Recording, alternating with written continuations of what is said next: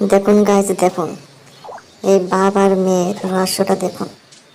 রাতে অন্ধকারে মা পাশে শুয়ে আছে আর বাবা এখান থেকে মেয়েকে মেসেজ করছে। এখন কিভাবে মেসেজ করছে তা দেখে মেয়ে খুব খুশি হয়ে যায়। এর মধ্যে বাবা খুব খুশি হয়ে যায়। তারপর মেয়েটিও মেসেজ করছে, খুব নোংরা নোংরা মেসেজ করছে। নোংরা নোংরা মেসেজ দেখে মেয়েটিরও খুব ভালো লেগে যায়।